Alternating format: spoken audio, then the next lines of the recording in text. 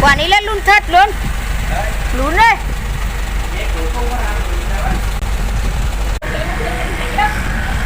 Cao.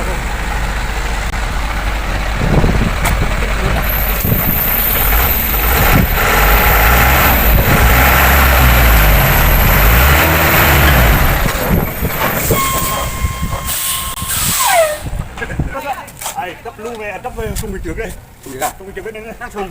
Để cả chấm chùi về cái xi được. Vậy kêu mấy ủi mấy chút đưa giúp đi, kéo lên này, đẩy lên.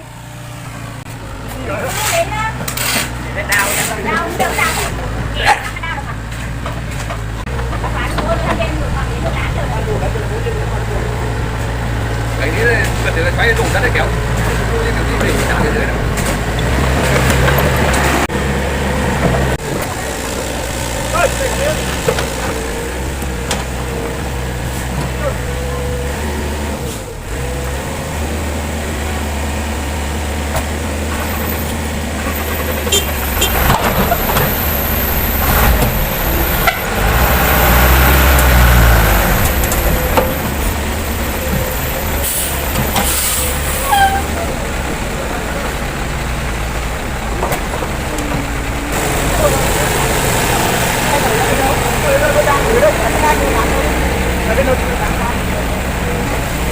Chạm tương của hồ đây, tụt chạm tương của hồ đây này, chạm thằng dao đây.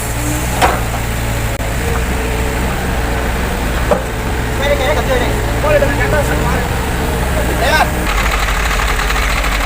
Đây bao nhiêu cái răng nhé.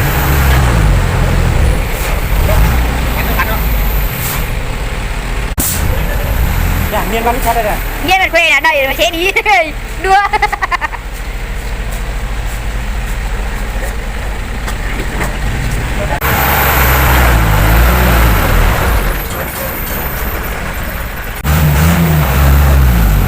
Trời ơi thì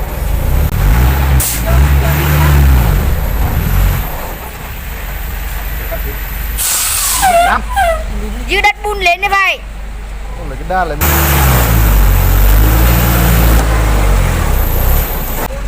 Mình đeo xuống à? Đồ à?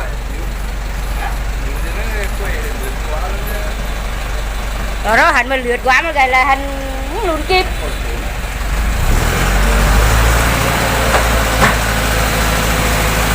Nhân đoạn là vẫn nuôi đó. Cu lê đồ này nữa nè.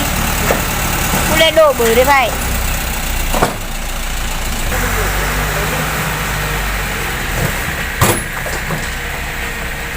Nữa.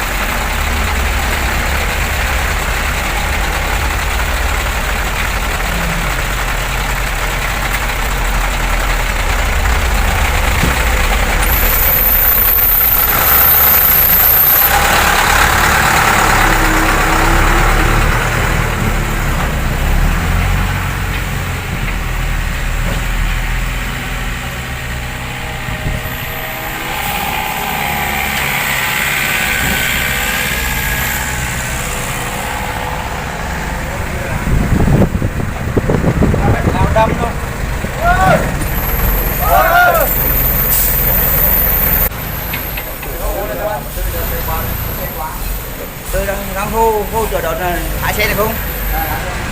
Nó đâm đang gì nữa nè. Nào đâm đang đó. Đang phủ đúng không?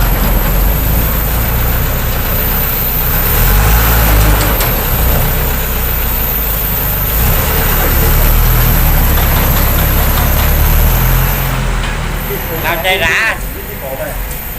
Xí khốn vẫn bắn đưa đó ơi. Đây.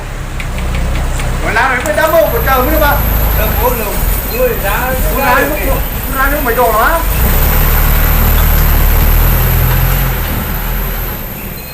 Ủa rã từ từ vậy.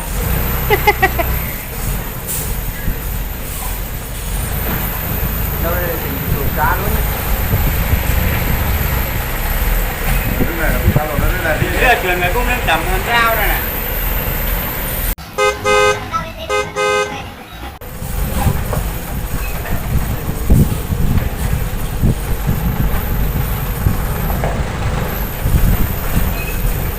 Để lao đá đi nữa.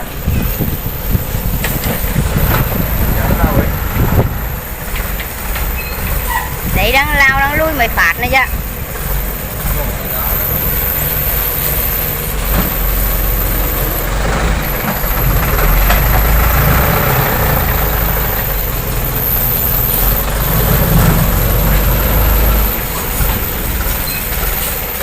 Lê đưa cái nào.